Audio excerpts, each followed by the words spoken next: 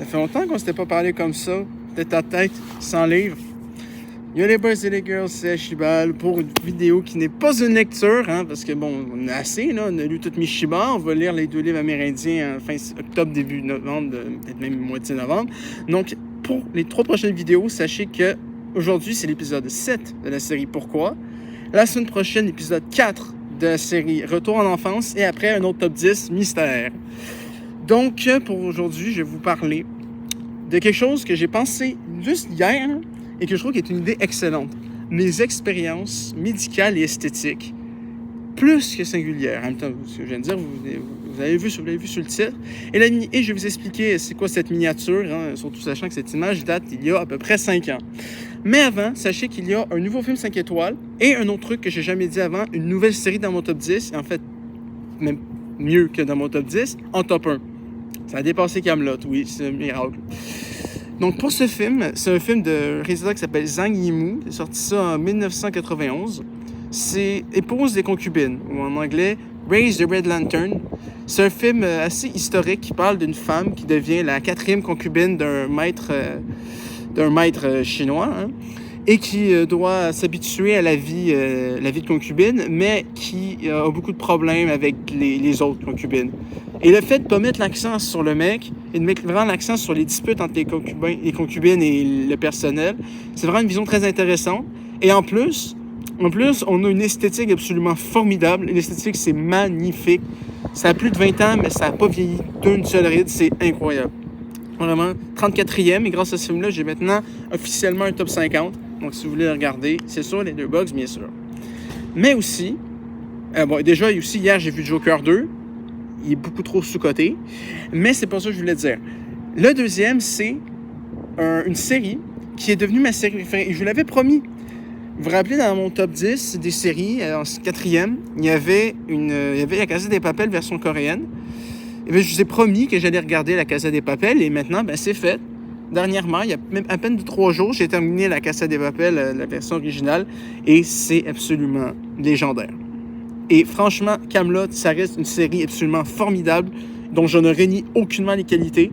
Mais franchement, La Casa des Papel, la version originale, c'est une dinguerie. Et franchement, je pense pas avoir vu mieux au niveau des séries. 5 saisons, pour moi, il n'y en a aucune qui est moins bonne qu'une autre. Toutes les morts là-dedans, ils sont hyper marquantes. Tous les événements qui se passent là-dedans sont absolument formidables. Donc, sachez juste que mon top 10 des séries décale toutes.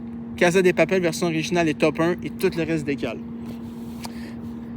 Bon, on est rendu à 3 minutes. Maintenant, commençons ce fameux Pourquoi 7. Un sujet assez particulier. Des trucs médicaux et esthétiques. On peut se dire que j'ai pas beaucoup été dans des endroits esthétiques et tout, mais détrompez-vous. Je suis allé à plusieurs endroits et on a au moins 4-5 chapitres à cette vidéo. Et dès le début, on va commencer par quelque chose de très fort. Le coiffeur. Vous vous doutez, le coiffeur, ça fait un bout que j'y suis pas allé. Effectivement. En fait, moi, je fais confiance à un ami de mon père qui est coiffeuse à temps perdu. Et elle sait que moi, il y a juste les pointes que je veux qu'on me coupe. Parce que, je vais vous expliquer, la dernière fois que je suis allé dans un truc de coiffeur, c'était une dinguerie. À quel point on me jugeait de partout. Je suis arrivé à l'endroit et le propriétaire, je pense, était là. Et je voyais les regards.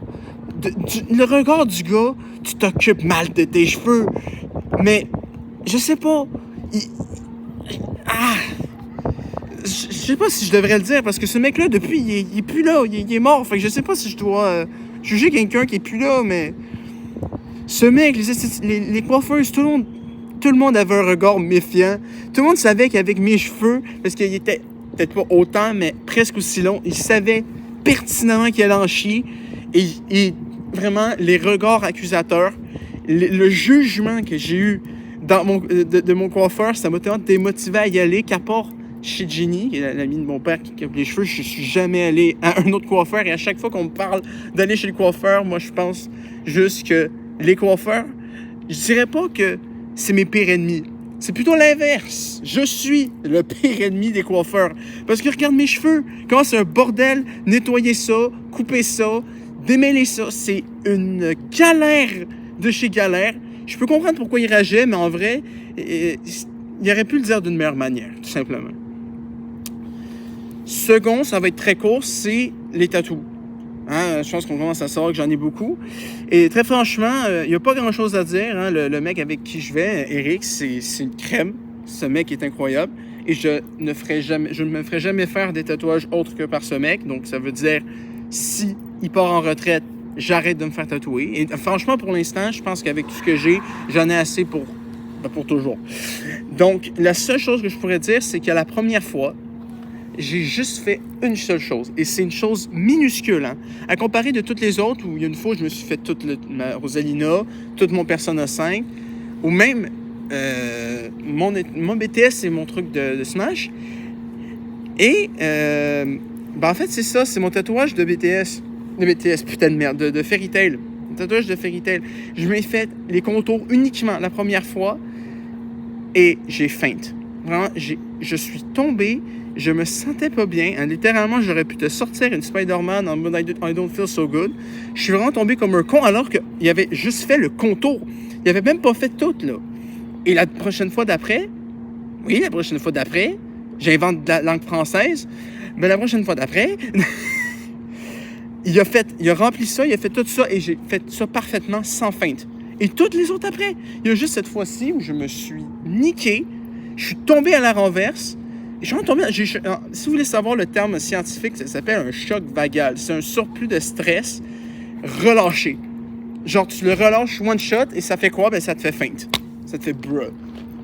Franchement, vu comment je suis assis sur ma chaise actuellement, j'aurais pu vraiment me casser la gueule. Donc, voilà. Donc, en vrai, le tatoueur, il n'y a pas plus de choses à dire parce que vraiment, mon tatoueur, Eric, c'est une crème. Je l'adore. Autre gros morceau. On a là pour vrai le dentiste. Le dentiste, c'est pas mal le médecin qui fait le plus peur de tous.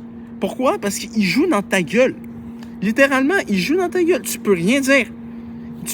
Et je trouve ça hilarant à chaque fois qu'il te demande si je vais bien, que je réponde. Non, mais en vrai, j'ai pas peur. J'ai pas peur du dentiste. En vrai, j'ai jamais eu peur du dentiste en soi. Mais il faut aussi savoir qu'un dentiste, bordel de merde, ce qu'il met dans ta gueule, c'est pas normal les sons que ça fait. Non, mais j'ai pas peur, ça me fait pas forcément mal. Enfin, oui, un peu, mais ça me fait pas mal, genre, arrête ça, putain! Mais j'ai l'impression qu'ils me mettent des trucs de mécanique dans la tête, dans les dents. J'ai l'impression qu'ils utilisent un marteau-piqueur. J'ai l'impression qu'ils utilisent des objets, j'allais dire des objets du diable, bon, c'est peut-être un peu abusé. Mais vraiment, j'ai l'impression qu'on me fout un garage. Oh putain, je viens de cracher, je suis désolé. J'ai l'impression qu'on me fout tous les outils d'un garage dans la gueule. Les sons que ça fait, c'est des robots. Des robots d'usine, c'est pas normal. C'est pas normal les sons que ces trucs font. mais la pire chose chez le dentiste, c'est pas ça. Vous savez très bien ce que c'est. En hiver, là, tu peux pas garder tes souliers en hiver. Fait il y a deux options. Soit tu mets un truc bleu autour de tes souliers. C'est pas très beau, mais limite, ça passe. Mais il y a une autre chose qu'il y a au dentiste, et c'est pas mal les premières fois que j'en ai vu de toute ma vie, c'était là-bas. Vous savez très bien de quoi je parle. Je pense que plus de 300 personnes le savent, grâce à cette fameuse vidéo, des vidéos dont top 10 des complaintes. Soit tu mets des recouvre-bottes, soit tu mets des crocs. Et ça, c'est non. Le robot, les trucs mécaniques dans la gueule, ça me dérange pas. Le fait qu'il me pose des questions alors que j'ai justement ça en pleine gueule, ça me dérange pas. OK, petit truc aussi, quand ils se parlent entre hygiéniste dentaire et dentiste, puis qu'ils te sortent des mots, moi, c'est simple. Moins je comprends ce qu'ils disent, plus je stresse. J'ai pas eu beaucoup de caries. En vrai, je pense pas que j'en ai eu beaucoup, mais j'en ai eu assez pour stresser quelques fois quand même. Mais je te jure, à chaque fois qu'ils utilisent des termes fucking compliqués, j'ai l'impression que je suis en train de crever de la gueule. J'ai l'impression que je vais perdre toutes mes dents. C'est une dinguerie. Mais bon, le pire, ça reste quand même ces putains de... Franchement, je pense que c'est à cause des dentistes qu'il y a autant de monde qui en porte. Franchement, je suis convaincu. Les gens se sont dit, c'est confortable, je vais continuer à en porter. Non! Arrêtez ça. C'est moche, ça sert à rien, c'est laid. Arrêtez, c'est pas parce que là, je suis dentiste qu'il faut le faire. C'est pas parce qu'il y a quelque chose, quelque part, demandé qu'il faut le faire. S'il y a une autre option, tu prends l'option qui t'arrange le plus, parce que ça, c'est pas une bonne option. Vous n'avez pas à être obligé à porter ces merdes chez le dentiste, OK? Faites pas ça. Soyez des êtres humains normaux, s'il vous plaît. Dernière chose à propos du dentiste, je me suis enlevé mes dents de sagesse. Et l'intervention en soi s'est bien passée, mais il y a des trucs qui sont passés qui étaient peut-être pas forcément bonnes. C'était la première fois à vie que j'avais une opération. Et en vrai, je stressais un peu, mais en vrai, ça allait. Parce que c'est pas non plus une opération très, très grosse. Mais j'avais quand même un peu peur. Donc, ma mère, elle m'a donné un petit médicament. Je pense que c'était soit pour me déstresser ou pour enlever la douleur. Je pense que ça a enlevé la douleur. Et j'ai mangé aussi une salade de fruits avant. Et je vous le dis, je suis rarement là. Ça fait très longtemps que j'ai pas été malade. Mais à ce moment-là, j'ai lâché ma vie.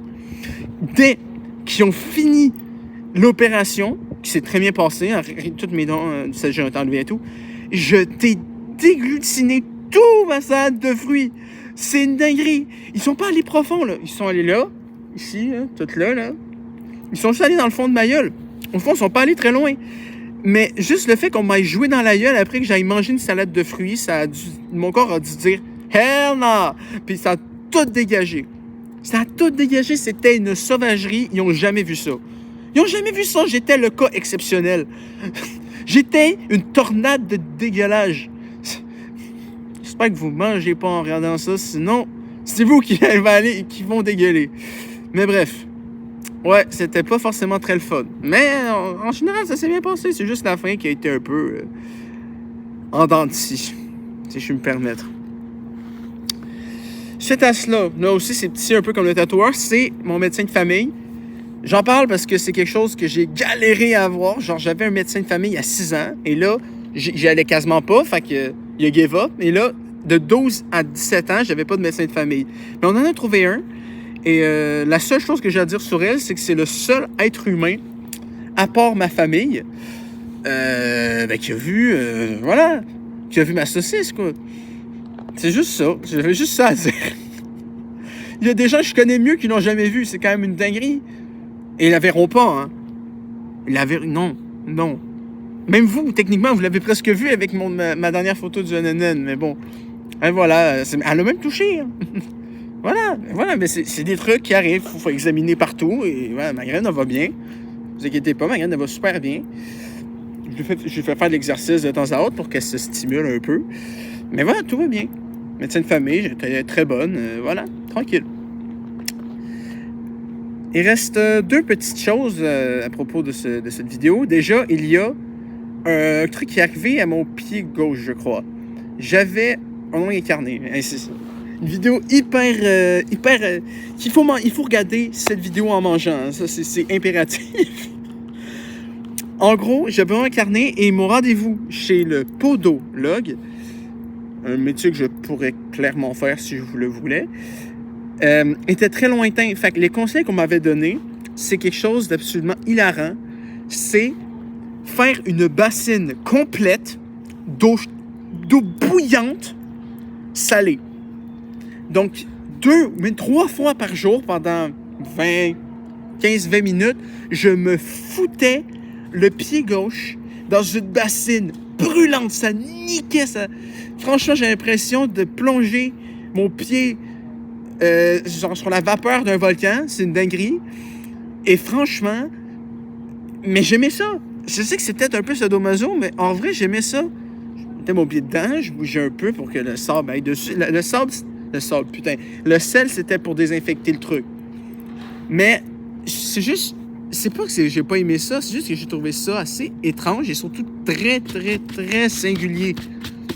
Non, mais je peux quand même dire que pendant plus de 2 mois, pendant presque 45 minutes par jour, je me foutais le pied dans un truc fucking chaud, fucking salé. C'est une dinguerie.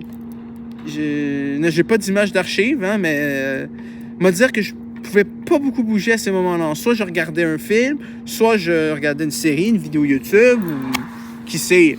Des fois, je joue souvent Persona 5 Royal avec ce pied là-dedans, parce que je sais que Persona 5, c'est long. Je vois ce jeu-là, c'est long. Fait que je me suis dit, si ça, c'est long, et mon truc de pied, c'est long aussi, autant faire un 2 pour 1, autant continuer à jouer à ce jeu extrêmement long, mais évidemment, comme vous le savez, extrêmement qualitatif. Et faire ça en même temps, comme ça, je fais d'une pierre deux coups. En plus, j'étais en congé. C'était l'été, c'était pas cet été-là, c'était l'été d'avant. Non, c'est en été. Je pense que c'était en été ou en hiver, mais j'étais en congé pendant longtemps. Je pense que c'est genre début janvier, fin décembre, début janvier. C'était quand même une expérience assez unique. Finalement, on est allé, puis quand on est allé là-bas, c'était réglé. Fait qu'il faut croire que le putain de truc de sable... Faut que j'arrête de dire sable, c'est pas du sable, c'est du sel. L'eau chaude salée, elle a fonctionné.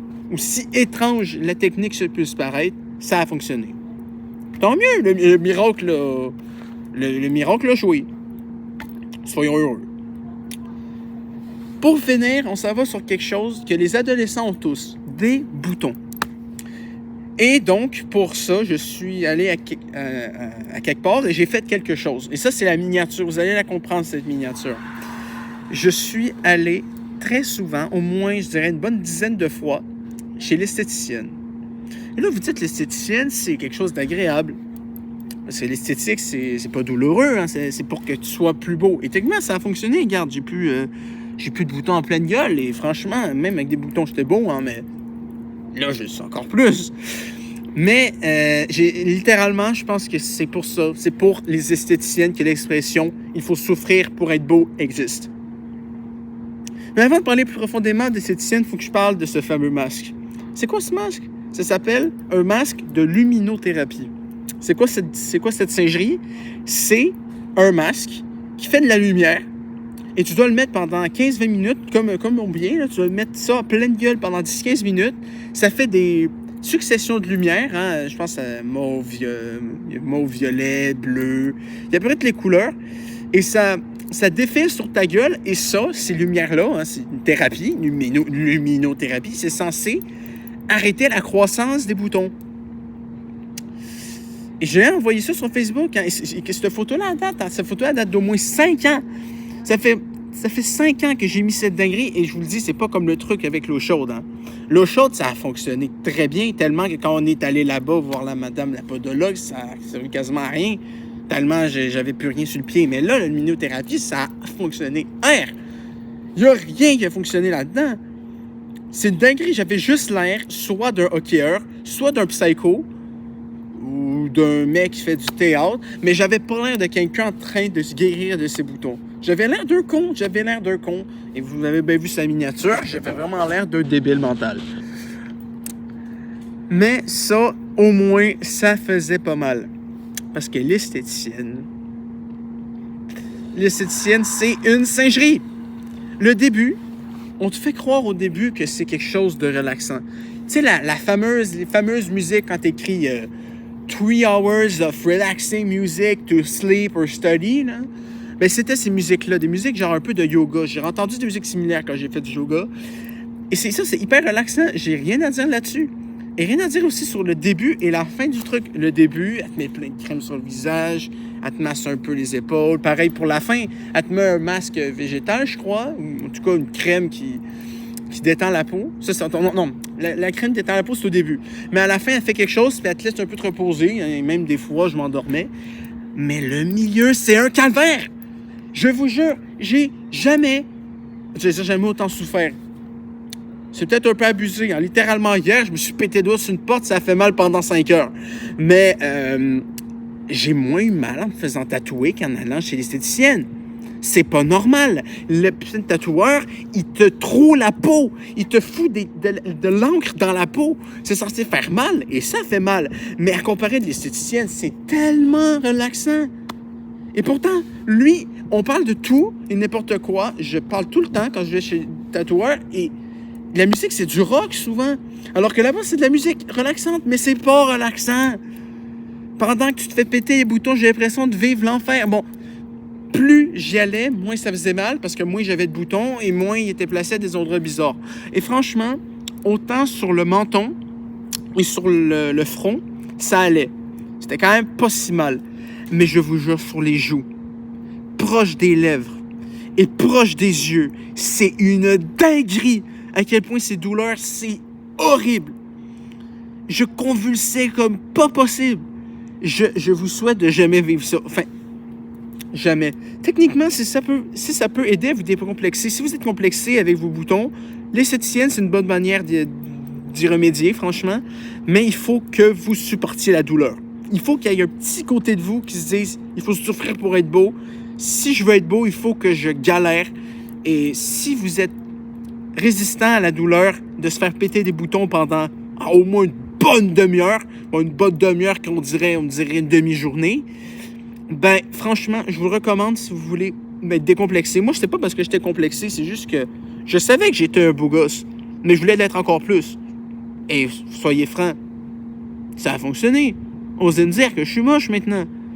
Bon, ok, oui, là, j'ai une putain de coupure sur la lèvre, mais bon, ça, c'est pas grave, c'est un détail, regarde de loin. De loin, ça paraît pas. Mais bon, donc, c'est une souffrance interminable, mais de un, c'est de moins en moins pire plus tu le fais. La dernière fois, franchement, j'étais tranquille. Mais les premières fois, franchement, il faut être déterminé pour aller là, parce que c'est hardcore. C'est hardcore comme pas possible. Donc, je crois en vous. Si vous voulez y aller pour être mieux dans votre peau, c'est une très bonne manière. Mais si c'est juste pour être plus beau, comme moi je l'ai fait, je vous recommande pas forcément. La madame qui me faisait ça était sweet. Hein. Elle était très gentille, elle faisait ça très professionnellement. Elle était très rassurante, mais c'est pas parce qu'elle était rassurante que ce qu'elle me faisait, ça faisait pas mal. Hein. Mais non. Non. Non. Non. Putain. Bon. Lorsqu'on a fini, on parlait quand même d'esthéticiennes, de tatous, de dentistes, avec leur putain de machinerie lourde pour ma gueule, le médecin de famille, le lot salé, le coiffeur et tout. Je pense qu'on en a dit assez. Donc, merci d'avoir écouté cet épisode 7 de la série Pourquoi. Sachez évidemment que la semaine prochaine, on a l'épisode 4 de Retour en enfance où je vais vous montrer des images d'archives. Soit des images papier, des images de moi quand j'étais vraiment enfant, ou des images, les premières images de ma tablette qui datent de à peu près 2014. Donc, quand même des trucs où j'avais 8 ans et demi, 9 ans. Fait qu'il y a quand même des trucs vraiment drôles à voir là-dedans. Donc, j'espère que vous allez être là la semaine prochaine pour ça. J'espère que vous avez aimé celle-ci. Et voilà. Regardez La Casa de Papel, regardez Épouse concubine. Et surtout, ne portez jamais de Crocs chez le dentiste. Ciao.